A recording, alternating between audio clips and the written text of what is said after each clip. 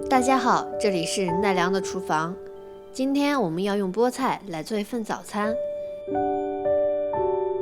首先，我们把菠菜稍微撕开一下，撕开可以让它洗得更干净哦。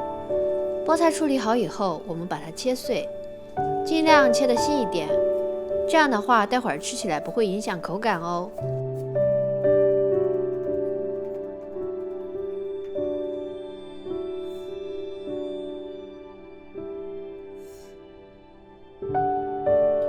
切好以后，我们把它放在一个碗里。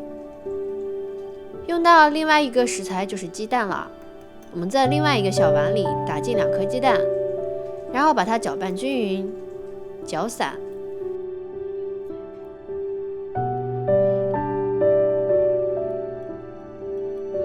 准备好鸡蛋以后呢，我们把它慢慢倒进菠菜里边，然后把它轻轻的搅拌，让蛋液均匀的粘在菠菜上。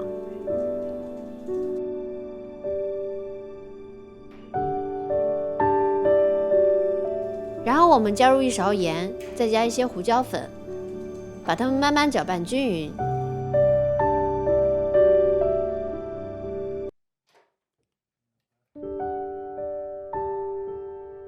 这个时候我们再加入一些面粉，边搅边加，大概搅到我这种状态就可以了。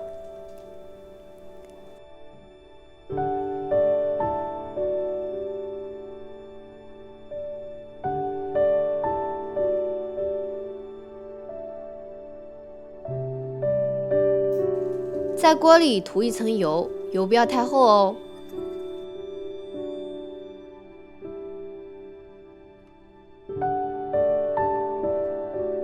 把我们刚刚调好的面糊倒进去，把它在锅里慢慢铺平。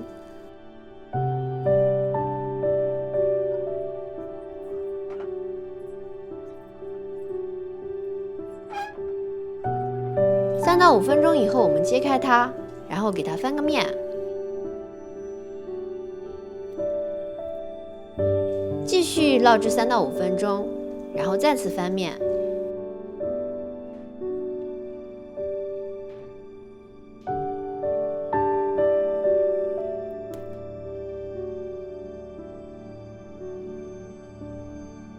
到这里的话就可以出锅啦，看起来是不是非常的简单呢？